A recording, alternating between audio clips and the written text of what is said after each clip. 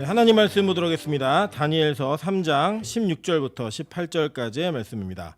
다니엘 3장 16절부터 18절까지의 말씀, 짧은 말씀이지만 저 여러분이 한 절씩 교독하고 마지막 절은 합독하도록 하겠습니다. 교독합니다. 사드락과 메삭과 아벳느고가 왕에게 대답하여 이르되 느부갓네살이여, 우리가 이 일에 대하여 왕에게 대답할 필요가 없나이다. 왕이여, 우리가 섬기는 하나님이 계시다면 우리를 맹렬히 타는 풀물불 가운데에서 능히 건져내시겠고 왕의 손에서도 건져내시리이다. 합독합니다. 그렇게 하지 아니하실지라도 왕이여, 우리가 왕의 신들을 섬기지도 아니하고 왕이 세우신 금신상에게 절하지도 아니할 줄을 아옵소서. 아멘. 할렐루야. 네, 우리 이 시간에는 우리 원로 목사님께서 오셨습니다. 제가 원로 목사님을 계속 강조하는 이유는 소개 안 하면 부목사인 줄 알까봐, 너무 젊으셔가지고 부목사인 줄 알까봐 미리 말씀을 드립니다. 우리 원로 목사님께서 우리 성도들을 사랑하는 마음을 가지고 먼 길을 한 걸음에 오셨습니다. 우리 귀한 말씀 1부 때 전해주셨고 또 2부 때 함께 이 말씀을 나눌 텐데, 하나님이 주시는 은혜 가운데 저와 여러분에게 꼭 필요한 말씀들이 전달될 수 있게 해달라고 기도하는 마음으로 이 말씀 시간을 많이 누리셨으면 좋겠습니다. 우리 원로 목사님 나오실 때 할렐루야로 인사하도록 하겠습니다.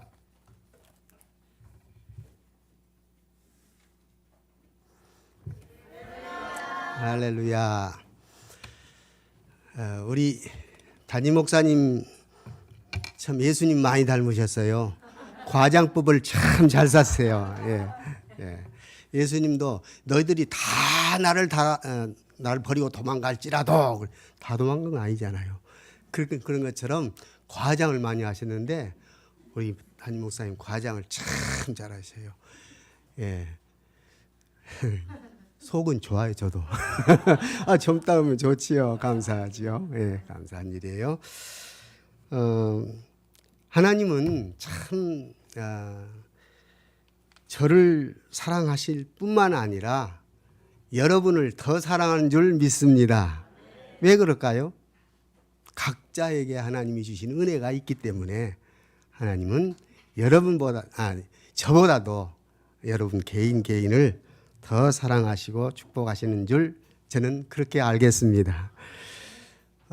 그 김창옥 씨의 강의를 들어보면 알죠. 소통 강사, 성악가이기도 하고. 그런데 이분이 이제 그 대학생들하고 이렇게 소통 강의를 하는데 한 여학생이 질문을 하더래요. 강사님, 제가 고민이 있습니다. 뭔데? 제 남자친구가요, 군대에 갔어요. 그런데 그 남자친구가 저보고 군대 마칠 때까지 기다려달래요. 그런데 나는 참 고민이 돼요. 어떻게 해야 될까요? 물었습니다. 김창욱 강사가 뭐라고 대답했게요? 그 찬스다 그랬습니다. 무슨 찬스가 될까요? 끝나거나 도망갈 수 있는 찬스다라고 생각할 수 있었는데 김창욱 강사가 이제 설명을 합니다.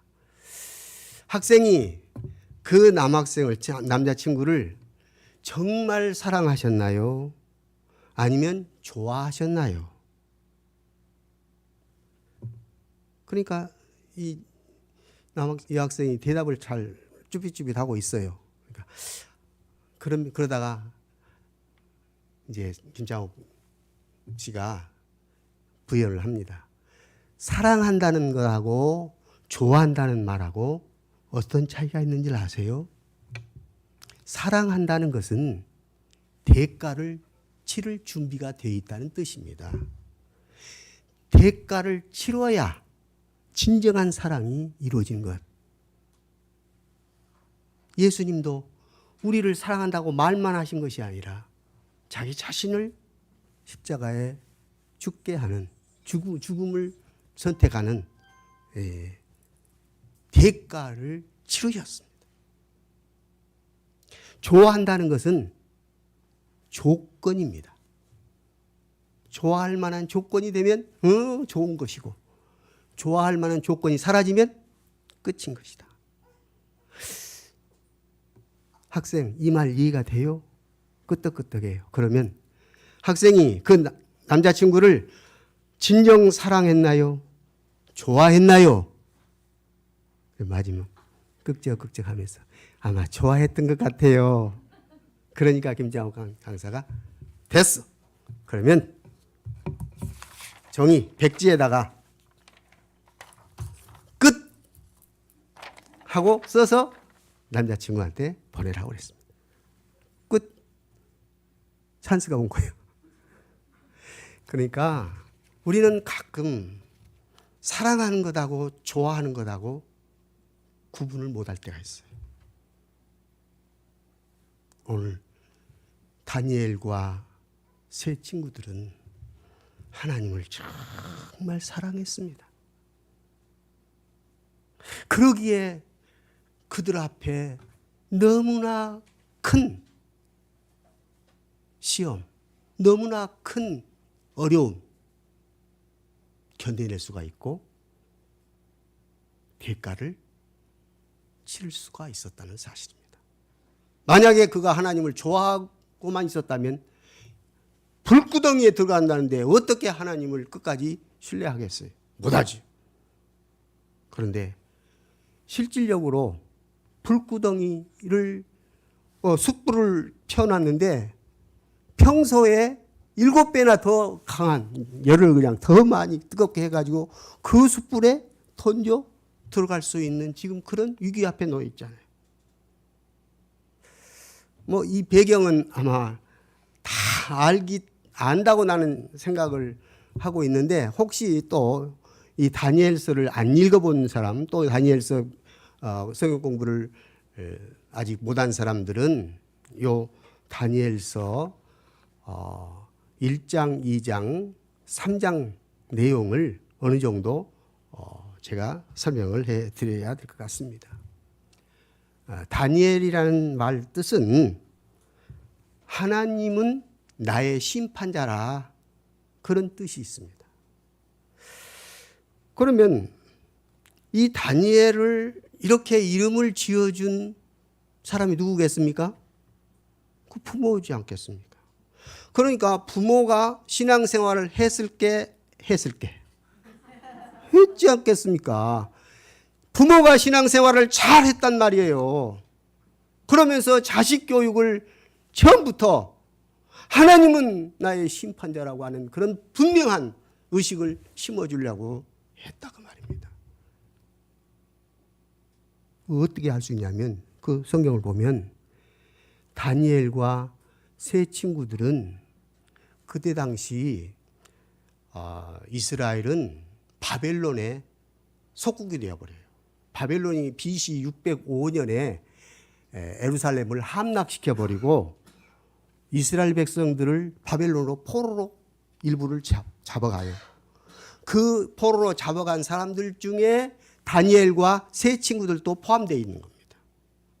그런데 이제 바벨론 그때 당시 왕이 느부갓네살 왕인데 느부갓네살 왕이 이스라엘 백성들에게 좀 유화책을 펴기 위해서 이스라엘 백성들 가운데 지혜가 있고 교육을 잘 받고 귀족이나 왕족 출신이 있다면 그 사람들을 뽑아라. 그 사람들을 선택해서 바벨론 왕 밑에서 교육을 받도록 그렇게 하는 겁니다. 그런데 살펴보니까 다니엘이 그리고 세 친구들이 그게 딱 맞는 거예요. 그래서 다니엘과 세 친구들을 왕의 스라에서 교육을 받을 수 있도록 그렇게 배려를 한 겁니다. 그리고 그 상황에서 이 느부갓네살이 요상한 꿈을 꿔요. 그런데 그 꿈을 도저히 이해할 수도 없고 무슨 꿈인지를 몰라요. 그래서 여러 술사들을 다 오라고 해가지고 내 꿈을 좀 해석해봐라. 그런데 참 황당한 것은 이 왕이 나는 무슨 꿈을 꿨는데 이 꿈이 무슨 뜻이냐 해석 좀 해봐라. 그렇게 하면 나름대로 그 꿈은 이런 꿈일 겁니다. 이렇게 말할 텐데 자기가 꾼 꿈을 몰라요. 무슨 꿈을 꾸었는지도 모르는데 내가 꾼 꿈을 좀 해석해 봐라 그러니 뭐라고 하겠어요? 한 사람도 해석을 못하는 거죠. 그런데 그때 이 다니엘을 이 신하들이 알 거 아니에요. 이 다니엘이 지혜가 있고 정말 왕의 꿈을 해석할 수 있을 수도 있겠다는 그런 기대감이 이제 생기는 거죠. 다니엘이 자기가 자청한 겁니다. 내가 왕의 꿈을 해석하겠다. 결국 왕이 꾼 꿈을 정말 놀랍게 왕은 이런 꿈을 꾸었는데 그 꿈의 해석은 이겁니다. 라고 딱 말을 해줘요. 그러니까 느부갓네살이 다니엘 앞에 무릎 딱 꿇어요. 그리고는 정말로 네가 믿는 하나님 최고다. 그러면서 다니엘을 완전히 고관으로 아주 그 높은 직위에 딱 올려버려요. 그리고 다니엘에게 기회를 줘가지고 세 친구들도 함께 고관의 옆에서 같이 일할 수 있도록 딱 되어버린 겁니다. 그러니까 일개의 포로의 일원이 이 바벨론 나라의 신하들을 제치고 고관으로 높이 올라가가지고 자기들을 다 지배하고 있으니까 바벨론의 신하들이 얼마나 안이 꼽겠어요. 얼마나 이 사람들을 시기하고 질투하고 자기가 괴롭히니까 이 사람들을 어떻게 하면 괴롭힐까 연구하고 그 신하들이 그랬어요. 근데 그때 그 상황에서 또 왕이 사실상 그 꿈속에 처음에는 이 느부갓네살이 상당히 잘 되는 그런 내용이에요. 그러니까 이 왕이 나름대로 교만해지기 시작한 겁니다. 야, 그렇지. 내가 세상을 떵떵거리고 그런 왕이 되겠다는 생각을 딱 한 거죠. 그래가지고 교만이 조금 올라가는 거예요. 그래가지고 신하들하고 왕하고 완전히 교만이 또 시기 질투가 일치가 되어버려요. 그래가지고 왕의 형상을 따가지고 동상을 만들어 놓아가지고 모든 백성들은 다 절해야 된다. 이 신상 앞에 절해야 된다. 그런데 문제가 발생했지요? 누가 문제입니까? 다니엘과 세 친구들이 문제지. 왜요? 하나님은 뭐라고 했죠? 너를 위하여 새긴 우상을 만들지 말라. 십계명이죠? 나 외에 다른 신을 내 앞에 두지 말라. 다니엘과 세 친구들은 이 하나님의 말씀 십계명을 알까요? 잘 알지. 그렇기 때문에 이 신상 앞에 절을 할 수가 없는 거죠. 그러니까 사실상은 왕은 그것도 모르고 자기가 높아질 것만 생각하고 신상을 만들었지만은 신하들은 기회는 이때다. 요놈들이 분명히 신상 앞에 절을 안 할 것은 뻔히 아니까 요놈들을 잡는 방법은 이거다 생각하고 있었는데 정말 그들이 딱 걸린 거예요. 이 바벨론의 백성들은 다 신상 앞에 절을 했는데 이 다니엘과 세 친구들은 절을 안 합니다. 왕에게 보고를 한 거예요. 그러니까 왕이 마음이 아프죠. 아니 이들이 그걸 안 할 줄 알았는데 이놈들이 괘씸하네. 결국 분노한 거예요. 왕이 분해서 이 친구들을 데려왔어요. 너희들이 2차, 2차에서 사실 그러냐? 그러니까 이 세 친구들은 뭐라고 대답했겠어요? 다니엘과 세 친구들은 오늘 본문 내용이 바로 그 내용이에요. 오늘 내용이 왕이 너희들 나는 솔직히 너희들을 정말 사랑하고 사랑한다는 표현은 이제 아까 그 사랑 아닌 너희들을 신뢰하고 좋아한다 그런 뜻이에요. 좋아하는데 지금이라도 오늘이라도 너희들이 가서 절만 해버리면 끝난다. 그러니 절을 할래? 그러니까 아니요 왕이요. 우리는요 신상을 누구의 신상이라도 하나님 외에는 절하지 않아요. 그 말이에요. 그리고 하나님이 우리를 정말 위험한 지경에 몰아넣는다 할지라도 앞에 그렇거든요. 너희들이 만약에 절하지 않으면 이 풀무불 속에 들어 쳐넣을 텐데 그래도 절 안 할래? 그러니까 예, 그래도 절을 안 할랍니다. 그 뜻이에요. 절을 우리는 안 씁니다. 만약 우리들이 불구덩이 속에 들어간다면 하나님이 능히 건져주실 것이고 혹시라도 하나님이 그렇게 하지 않는다 할지라도 우리의 신앙은 변함이 없습니다. 우리는 절할 수 없어요. 왕이여 그리 아십시오. 당당하게 말하는 것입니다. 한번 보십시다. 자, 본문을 다시 한번 보겠습니다. 자, 다니엘 3장 16절부터 시작.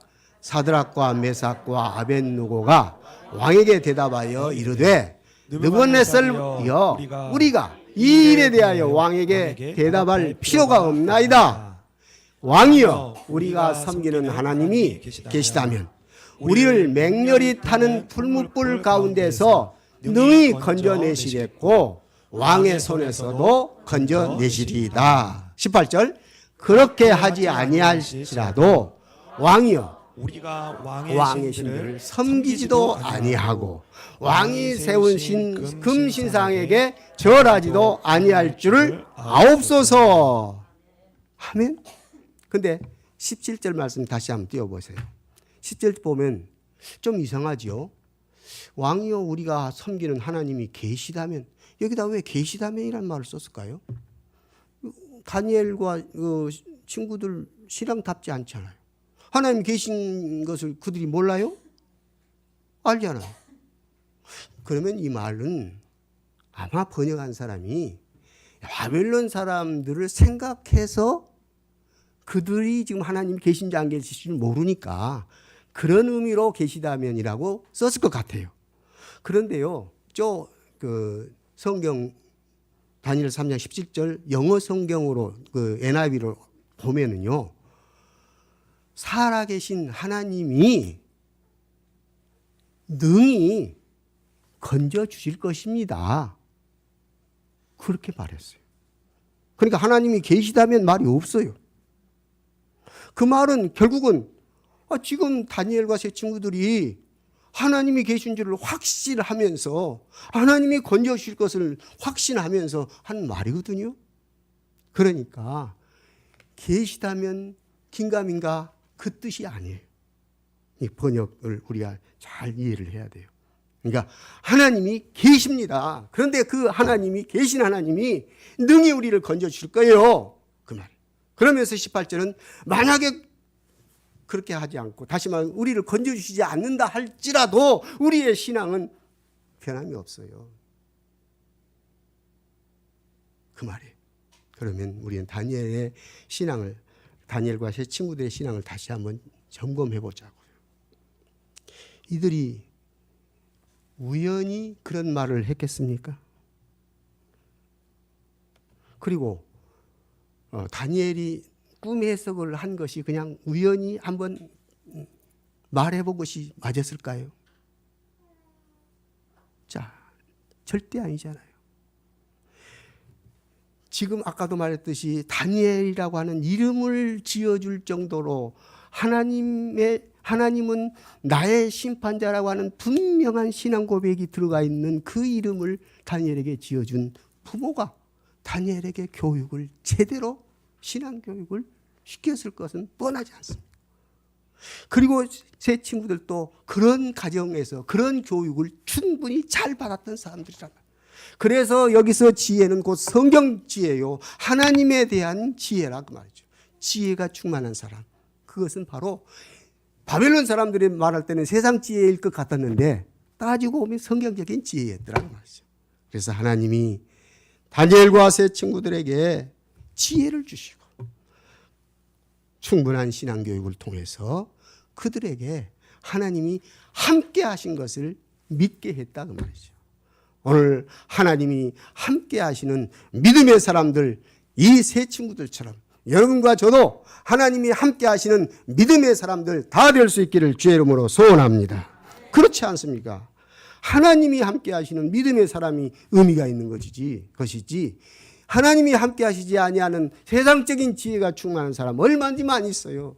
그 사람들은 영향력이 없고 주님의 뜻을 제대로 순종하기는 더더욱 어려운 것이죠. 이제 사드락과 메삭과 아벤누고는 이러한 신하들의 시기와 질투를 어떻게 견뎌 나가는가, 그런 부분을 이제 그 다음부터 쭉 우리가 살펴볼 수가 있는데요. 어떻든 이 사람들은, 이 신앙의 사람들은 철저하게 신앙 교육과 아울러서 하나님의 그때 때에 맞는 섭리가 있었고 하나님의 주권이 있었다는 뜻입니다. 그렇습니다. 오늘 우리가 하나님의 주권 속에 산다는 이 분명한 믿음이 없으면 환경에 부딪히면 넘어져요. 그것을 깨닫지 못한다면 이 풀무불 앞에서 주저앉아요. 그런데 느부갓네살이 분이 가득해서 이들을 풀무불을 뜨겁게 하기를 평일보다 7배나 뜨겁게 하라고 했음에도 불구하고 그들은 전혀 굽힘 없이 신앙의 선택을 할 수가 있었다는 사실입니다. 그래서 아무리 뜨거운 불무불 속에 들어간다 할지라도 하나님께 배신하기를 끝까지 거부했던 이 친구들, 이 믿음을 소유한 이 친구들은 자기들이 교육을 잘 받아서 끝이 아니라 잘 교육을 받은 것에 플러스, 아니 전체적으로 하나님의 도움이, 하나님의 역사가 임했다고 하는 사실입니다. 자, 그래서 그들의 믿음을 세 가지로 요약을 해보겠습니다. 첫째, 그들의 믿음은 하나님이 함께 하심에 대한 확신 있는 믿음이었습니다. 하나님이 함께 하신다는 확신을 가졌습니다. 우리가 섬기는 하나님이, 그러니까 계셔서란 말은 일단 여러분 성경 속에 그 가로를 치든가 아니면 살짝 이렇게 지어놔도 됩니다. 하나님이 우리를 이렇게 하실 것이다 하는 것입니다.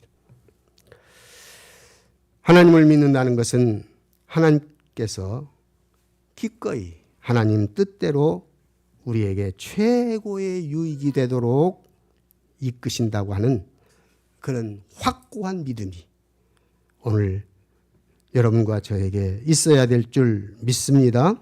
그래서 로마서 8장 28절 말씀은 우리 다 외우고 있잖아요. 다 외우죠. 시작. 우리가 알거니와 하나님 사랑하는 자 곧 그 뜻대로 부르심을 입은 자에게는 모든 것이 합력하여 선을 이루느니라. 아멘. 그러니까 지금 환경이 너무 불리하지 않아요. 불무불 속에 들어가느냐, 다시 말하면 죽느냐 사느냐, 이 문제 아니에요.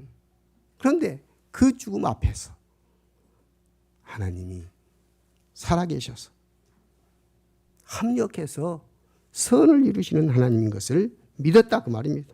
하나님이 함께 계심을 믿었다 그 말입니다. 그러면 결과는 어떻게 됐을까요? 불무불 속에 들어갔을까요? 안 들어갔을까요? 안 들어갔을 것 같지요? 들어가 버렸어요. 불무불 속에 들어가 버렸다니까요.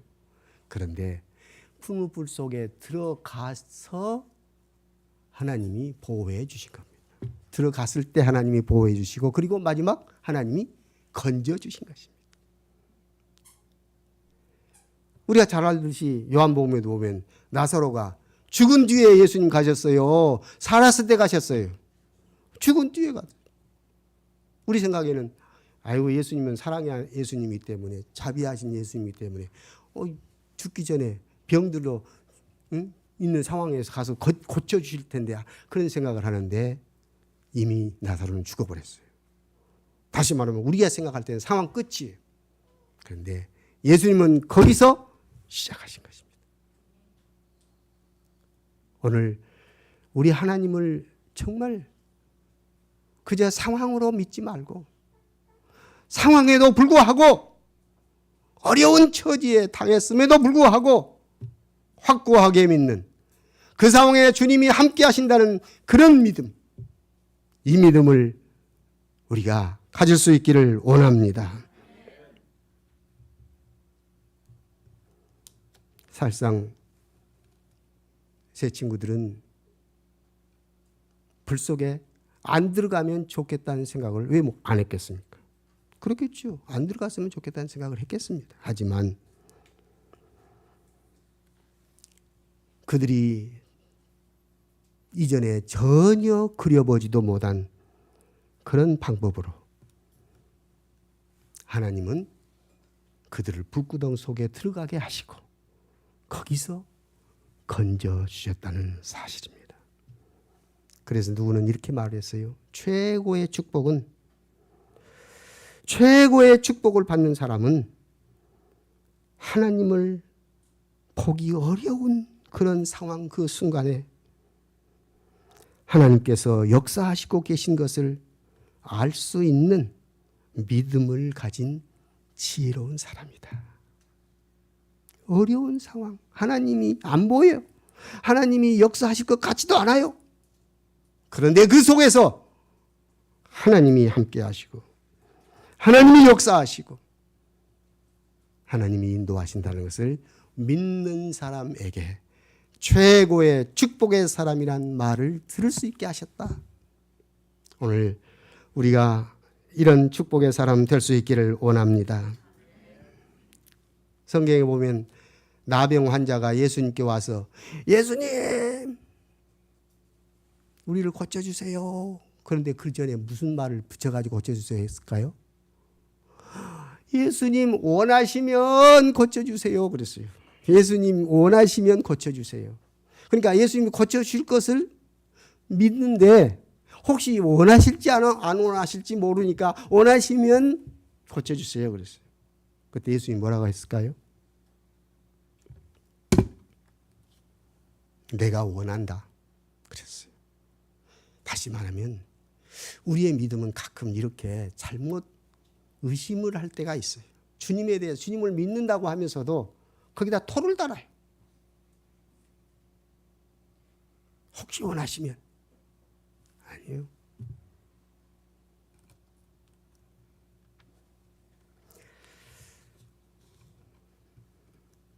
주님의 능력은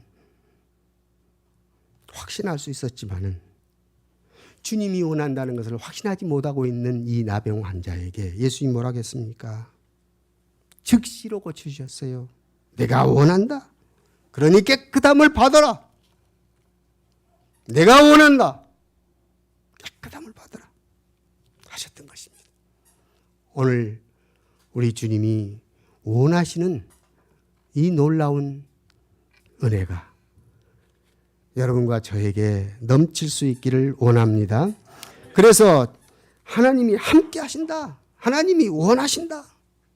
믿음이 있어요.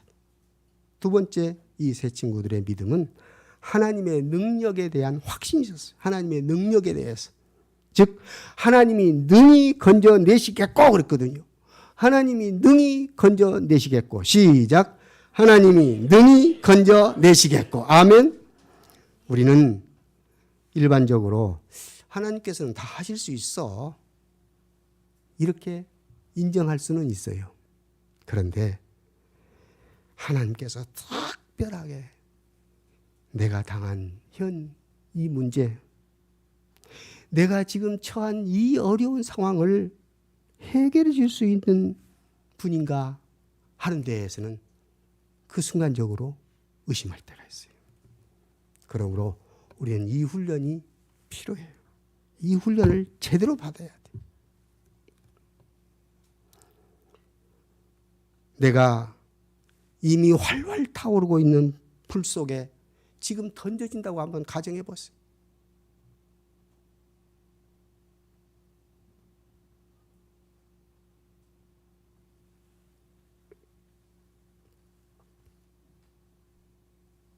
과연 이 상황에서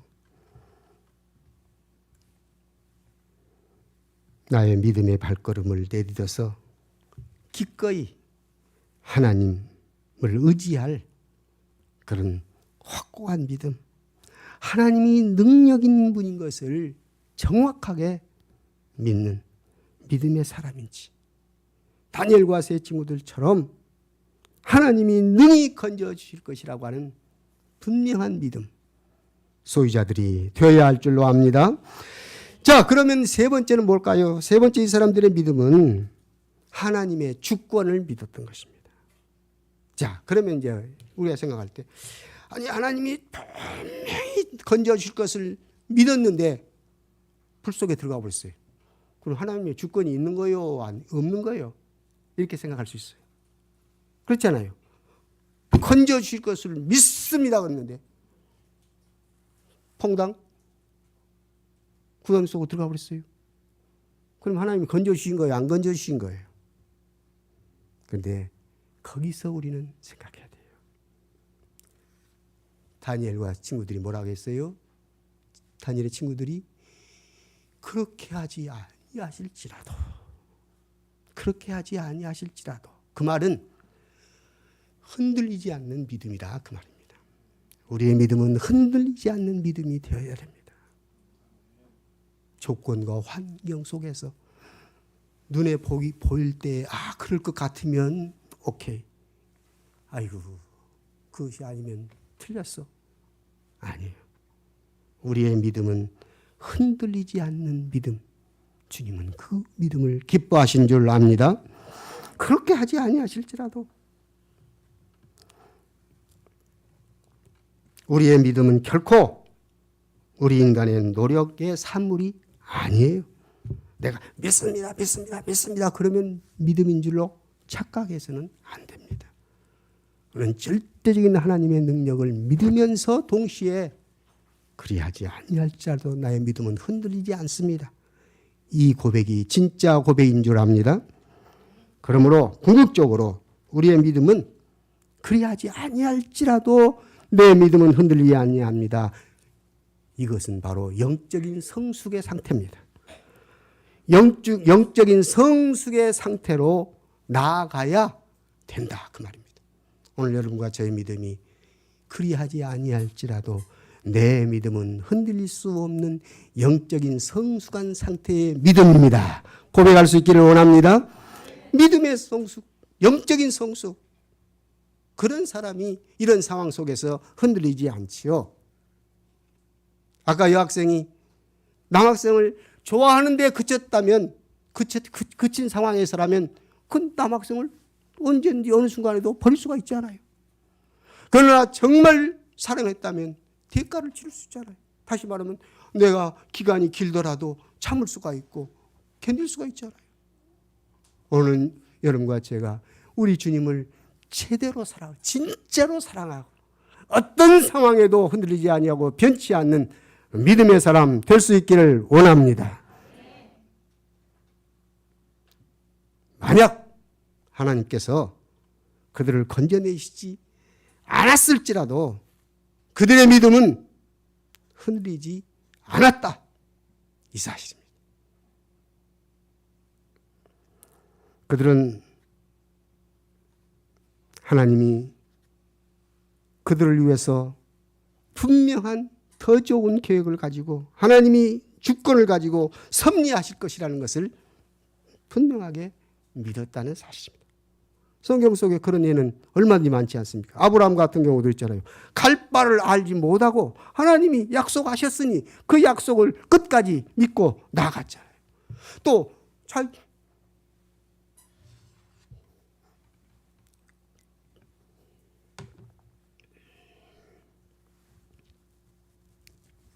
아들을 바치라.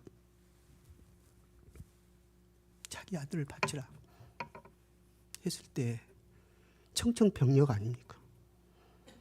어찌 자기 사랑하는 아들을 바치란 말은 불태워 죽여란 뜻 아닙니까? 어떻게? 안 믿는 사람도 그렇게 못하잖아요. 그런데 믿는 아브라함에게 아들을 바쳐라. 그런데 죄송합니다. 히브리서의 해석을 보면 하나님이 예비하실 것을 아브라함은 믿었다고 그랬어요. 그렇잖아요. 실제적으로 자기 아들이 아버지 재물은 그 나무는 있는데 여기다 올려놓을 재물은 어디 있어요? 하고 아버지한테 물으니까 그때 아브라함 속은 어떻겠습니까? 우리 속 같으면 타서 문드러져 버릴 거 아니에요. 근데 아브라함이 하는 말이 아이야, 아들아, 하나님이 준비하셔. 하나님이 예비해 놓으셨어. 이 믿음이 아브라함이 지어서 한 말일까요? 아니면 뻔떡거리는 어떤 지혜로 아니에요. 우연이 아니에요. 하나님이 함께 하시는 아브라함이었기에 아브라함에 대한 분명한 믿음을 하나님은 주어 놓았기 때문에, 집어넣어 놨기 때문에 아브라함은 그 사실을 알고 고백하는 것입니다.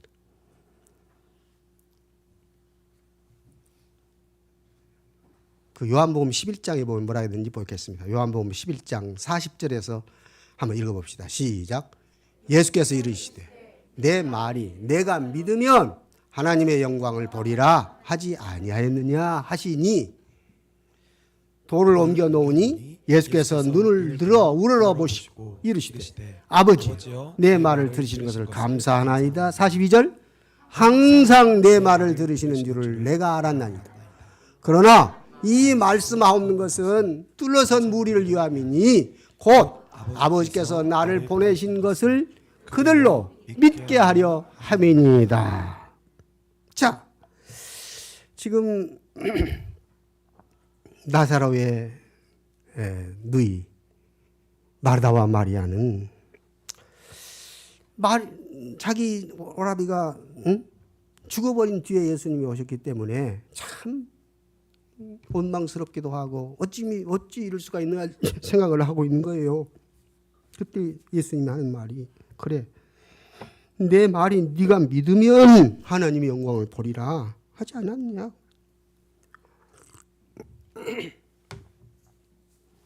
그러면서 결론적으로 그들로 믿게 하려 함이라고 했잖아요.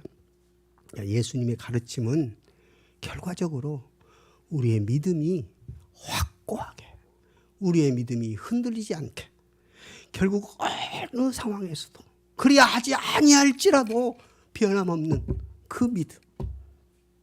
네, 우리가 그리야 하지 아니할지라도 말은 잘해요. 그런데 그 상황에서는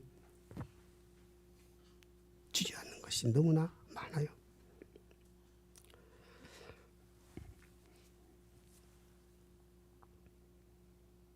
예수님은 우리에게 말씀합니다. 내가 원하는 것을 하되 나의 때에 한다. 그리고 내가 원하는 것을 하되 내 능력으로 하지 않느냐. 그 말입니다. 오늘 주님이 원하신 것을 주님의 때에 주님의 능력으로 하신다는 것을 명심하시고 우리 사드락과 메삭과 아벤느고의 태도는 하나님께서 우리가 기대한 대로 하지 않으실지라도 우리의 믿음은 흔들리지 않습니다. 우리가 기대한 대로 되지 않는다 할지라도 우리의 믿음은 흔들리지 않습니다. 이 믿음이 바로 이들의 믿음이었다 그 말입니다. 우리는 우리 하나님을 너무 잘 알고 있기 때문에 하나님의 주권적인 뜻도 믿습니다. 설령 엄청난 대가가 내 눈앞에 있다 할지라도 현실 문제를 보면 흔들릴 수밖에 없는 상황에 놓여 있다 할지라도 우리는 우리의 신앙의 편지를 원치 않습니다. 우리의 믿음은 주님이 기뻐하시는 믿음으로 나아갈 것입니다. 하나님이 말씀하신 대로 그 말씀을 따르겠습니다. 이것이 바로 이들의 믿음이었다 그 말입니다. 그러므로 가끔 우리의 믿음은 선택이 기다릴 때가 있어요. 다시 말하면 우리의 선택을 요구하실 때가 있어요. 그것이 뭐예요? 가끔 우리에게 닥치는 시험이라는 것이 있죠. 시험. 성경 속의 시험을 세 가지로 요약할 수가 있어요. 첫째는 뭐지요? 누가 주지요? 사탄이 주죠. 사탄이 주는 유혹은 언제든지 아까 제가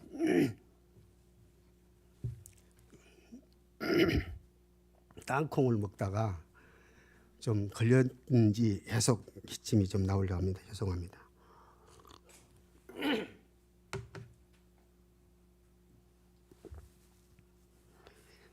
그 사탄이 주는 시험은 그것이 바로 유혹이에요. 우리는 유혹이라고 번역을 해야 돼요. 성경 속에 사탄이 주는 것은 유혹이에요. 그렇죠? 유혹. 영어로는 정확하게 구별을 해놨어요. 템테이션이라고, 템프트라고 유혹을 한다는 거예요. 사탄이 주는 거예요. 그것은 뭐예요? 결과가 죄를 짓도록 하기 위해서, 죄를 짓도록 하는 하나님의 뜻을 멀리하게 하기 위해서 사탄이 주는 시험이요. 그 다음에 두 번째 시험은 사람이 혹은 환경이 우리에게 부딪히는 시험이에요. 이럴 때 야고보서는 뭐라 하겠냐면 그것은 우리의 욕심에 끌린다고 그랬어요. 욕심에 끌려요.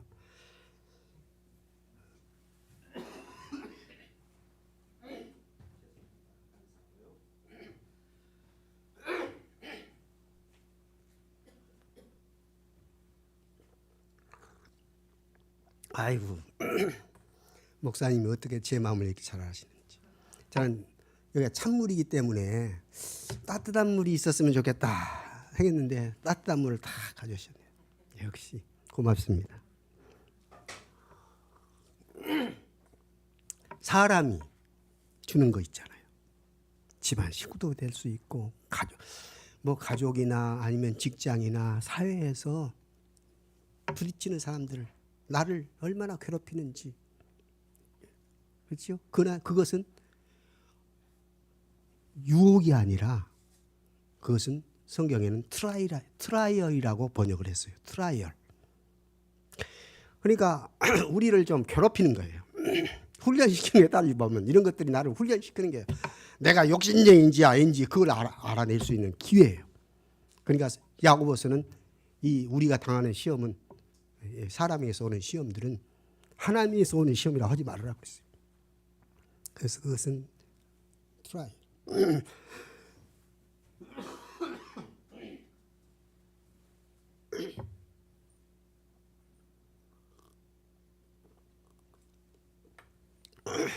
왜 이런지 모르겠네.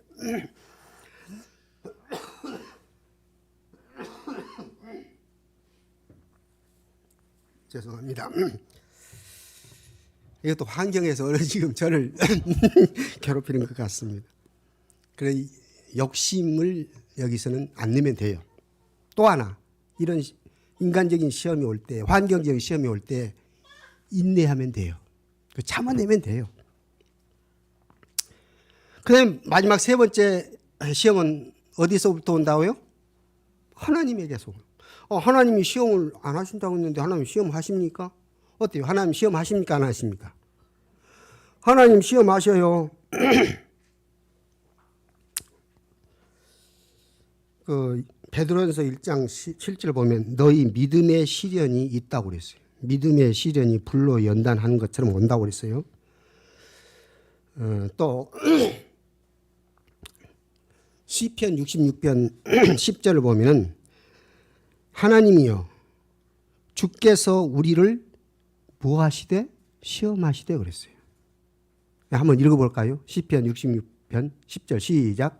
하나님이여 주께서 우리를 시험하시되 우리를 단련하시기를 은을 단련한 것 같이 하셨으며. 시험하셔요? 하나님이? 예, 그렇잖아요. 그러면 여기서 하나님의 시험은 뭐냐? 성경에 영어 성경에 어떻게 번역을 했냐면 테스팅으로 번역해놨어. 테스트. 하나님은 테스트한. 우리가 학교에서 시험 볼 때도 테스트한다고 그랬죠. 그것은 뭐예요? 그 합격할 수 있는 것을 전제로 하고 시험을 낸 거죠.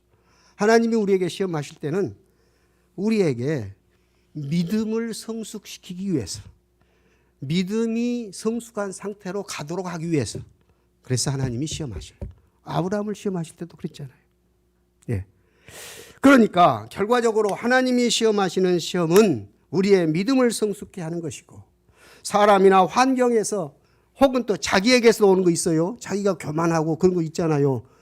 예, 가끔 보면 우리 자신이 시험할 때가 있어요. 네, 이런 것들은 되게 욕심의 문제가 있어요. 그러므로 욕심을 내려내야 되고, 또 환경이나 여러 가지 형편을 우리가 인내함으로 극복할 수 있어야 됩니다. 마귀에게 오는 것은 말할 것도 없이 그건 죄를 짓도록 하는 것이니까 스톱해야 될 것이고, 그러면서 디모데후서 3장 12절에 뭐라고 말씀했는지 볼까요? 시작. 무릇 그리스도 예수 안에서 경건하게 살고자 하는 자는, 여기서 박해가 이제 시험에 해당될 수 있죠. 자꾸 우리를 선택하게 만든다니까요. 이쪽이냐 저쪽이냐 선택하게 만들어요. 때에 따라서는 어때요? 이 사드락과 메삭과 아벳느고를 충동질해가지고 시기하고 절 안 하면 너희들 죽는다.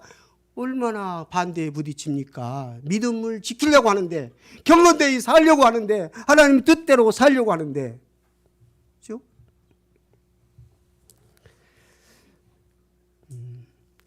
아까 뭐 제가 설교하면 짧을 것이라고 막 이야기를 했어요. 그래서 지금 길게 하고 있어요. 자, C.S. 루이스는 하나님은 고통을 통해서 말씀하신다. 네. 그러니까 물론 그럴 때가 있다 그 뜻이에요. 고통을 통해서 말씀하실 때가 많아요. 하나님은. 오늘 우리가 경건되이 살려고 하면 고난이, 박해가 올 것을 어떻게 해야 될까요? 각오해야지요. 오늘 기독교인들은 시험이 없다? 땡. 시험이 많아요. 오히려. 무릇 경건되이 살고자 하는 자는 시험이 더 올 수 있어요. 그러나 극복할 수 있어요. 그렇잖아요. 왜요? 주님이 함께 하시니까. 주님이 능력을 갖고 계시니까. 그리고 그리하지 아니할지라도 하나님이 주권을 가지고 계시기 때문에 반드시 승리는 보장되어 있습니다. 이 승리가 여러분과 저의 승리인 줄 믿습니다. 반드시 역사하시는 하나님, 오늘도 함께 하시는 하나님, 능력의 하나님, 주권을 가지신 하나님, 환경은 서령 힘들고 어려울지라도 여기서 건져내실 하나님을 내가 믿습니다. 그런데 그렇지 하지 않을지라도 내가 믿음이 흔들릴 수 없는 믿음을 갖게 해주신 것을 감사합니다. 이 믿음으로 끝까지 승리하는 여러분과 제가 될 수 있기를 주의 이름으로 소원합니다. 이제 끝해야 되겠죠? 그런데 끝을 안 한다니까요.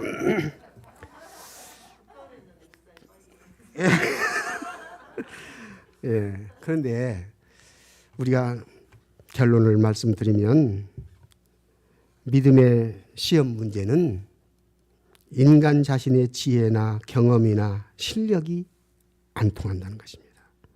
오직 하나님께 대한 단순한 믿음과 기도와 순종만이 이 시험을 능히 통과하고 승리하게 하실 줄 믿습니다.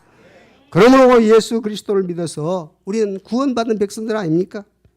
이제 하나님께서 함께 하시는 이 확고한 믿음을 갖고 하나님을 기쁘시게 하고 사탄과 세상을 능히 물리치며 영적인 성숙한 그리스도인으로 살아갈 수 있기를 주의 이름으로 축원합니다.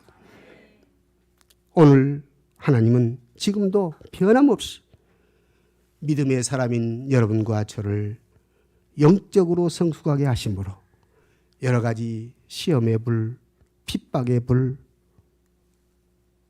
숯불의 불 속에서 하나님의 놀라운 섭리, 하나님이 예비하신 축복이 기다리고 있음을 분명하게 믿을 수 있기를 주의 이름으로 소원합니다. 주의 이름으로 소원합니다. 기도하겠습니다. 하나님 감사합니다.